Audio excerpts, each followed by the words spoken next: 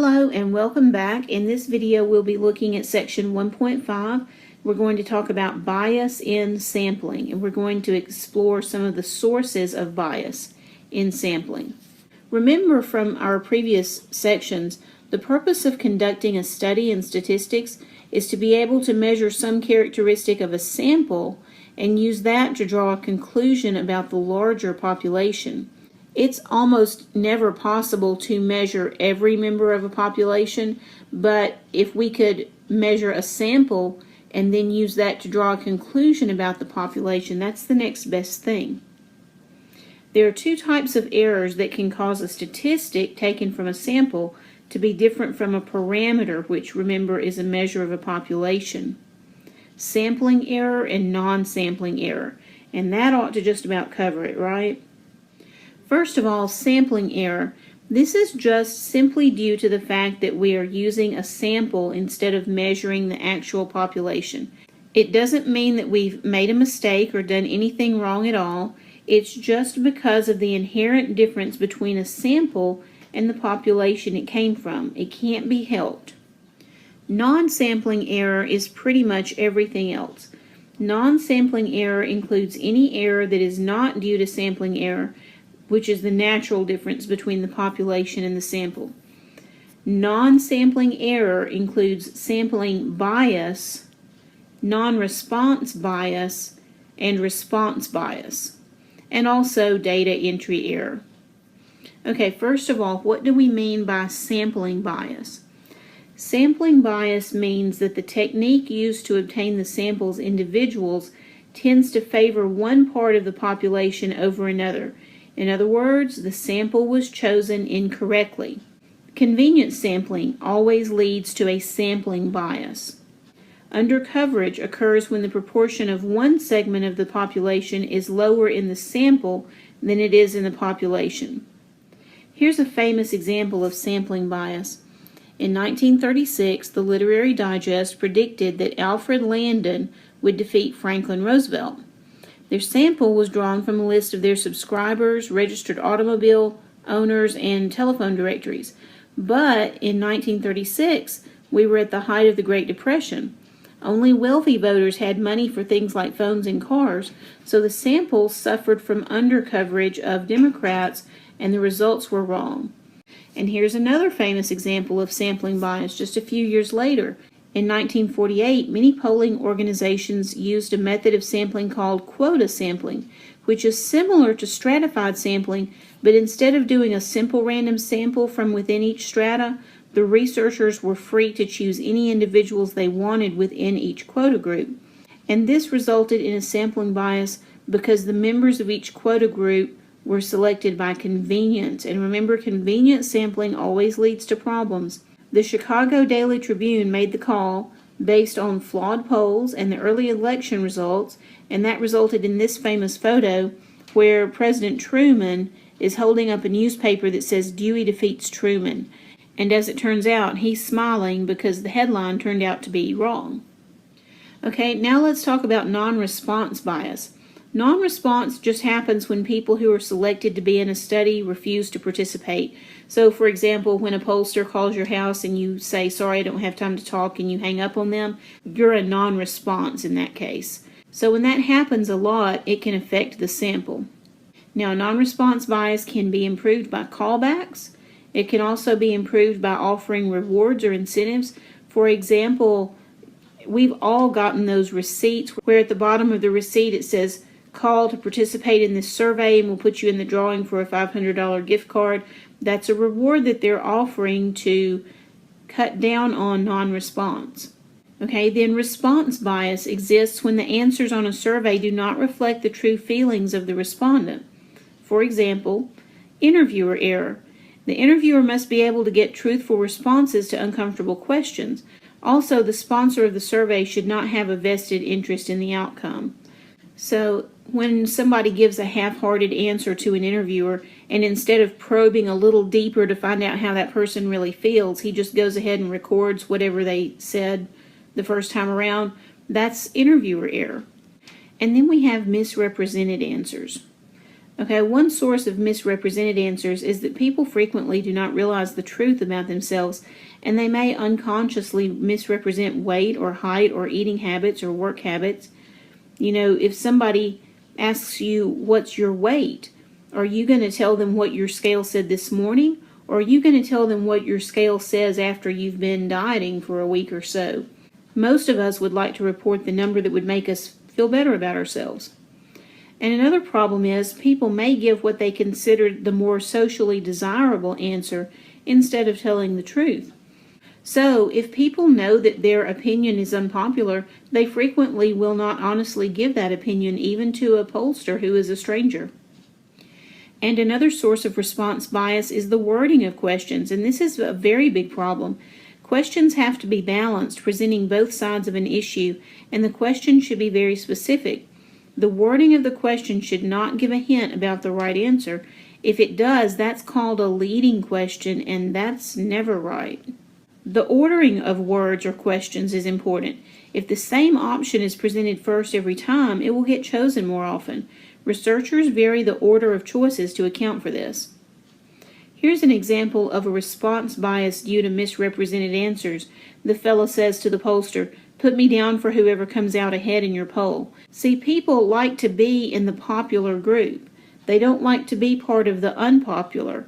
So probably somebody wouldn't be this upfront about it, but they might say what they think is the correct answer, so to speak. And here's an example of a leading question. The pollster says, "Do you agree that national polls are fair and unbiased, or are you some kind of moron?"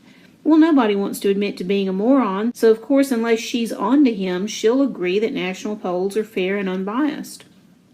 And then finally, in the non-sampling error category, data entry errors, because we're human and mistakes happen. So this kind of error where you say yes, but the pollster accidentally clicks no, that kind of thing goes in the non-sampling error category.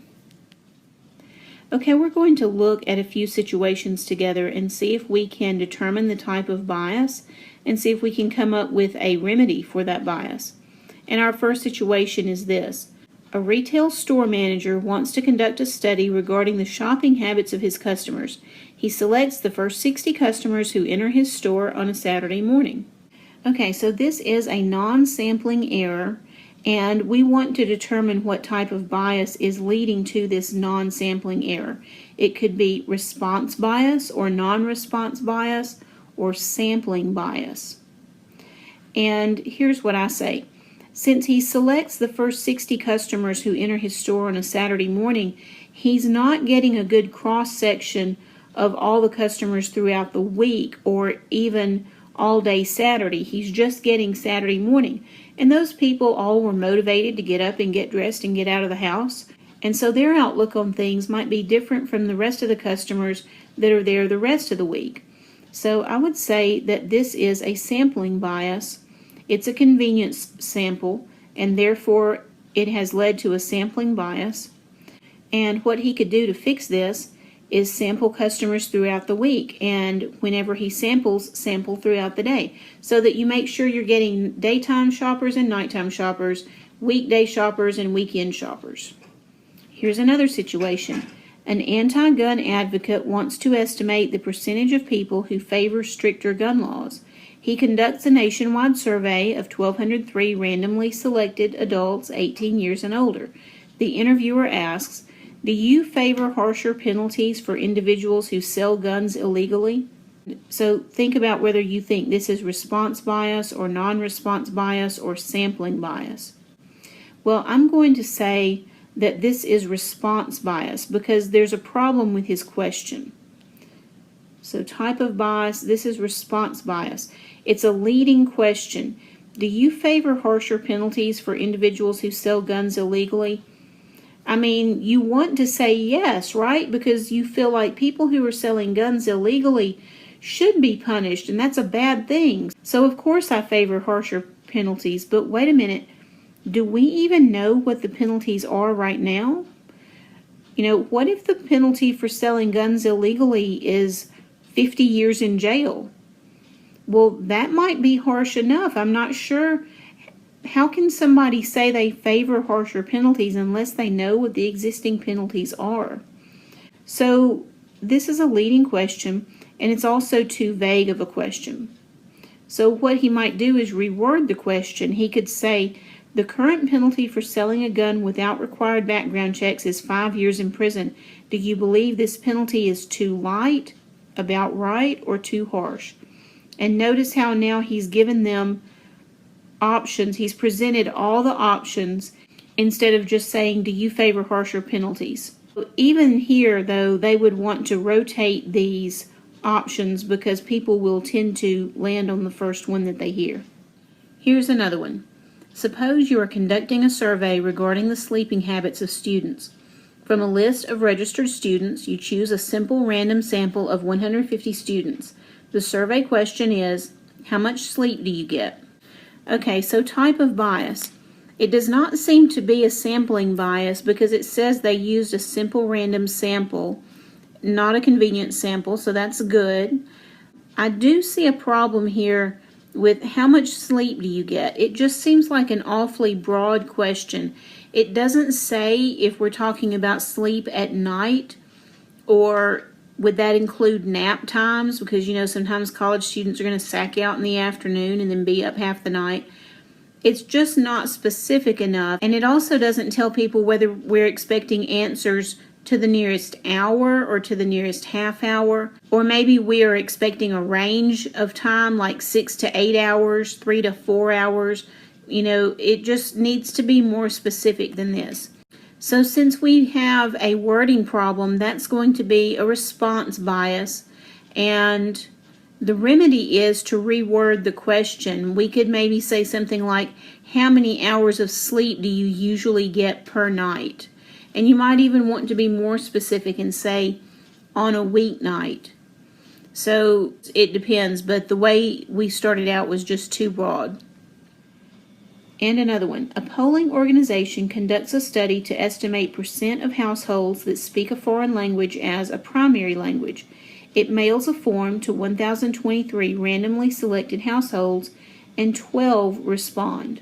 Okay, that's not a lot. If they sent out 1,023 surveys and they only got 12 back, I would say that the type of bias is non-response bias, because that's just not enough responses. The remedy might be to send people to these houses or use phone calls to increase response, because there may be a language barrier there. If these people speak a foreign language as their primary language and they don't speak English, then when they get a card in the mail that doesn't seem like real business that they need to tend to, they may throw it in the trash, and that may be why they're getting not very many responses. So phone calls and visits may be more effective here. And one last one. A newspaper article reported the Cosmo magazine survey of more than 5,000 Australian women aged 18 to 34 found 42% considered themselves overweight or obese. Now, I would imagine most women age 18 to 34, if they are even an ounce overweight, they will probably call themselves overweight. But I would think a lot of people would probably resist calling themselves obese, because that sounds like a problem that's gone too far. So, just the wording of this question bothers me. So I'm going to say there's a response bias here due to misrepresented answers, because people are not always honest even with themselves about their weight. And the remedy is either to measure the height and weight of the sample participants to determine which ones are truly overweight, or if the focus is more on finding out about people's perception of themselves, maybe we need to give them guidelines about what's considered overweight and what's considered obese before we ask them, do you consider yourself overweight or obese? And maybe that would help cut down on the misrepresented answers. So, bottom line, after you've chosen the sample, a lot more goes into making sure that you're going to get the information you need from the study. So the way the researcher words the questions and the way the researcher handles the members of the sample still can have a large impact on the results of the study.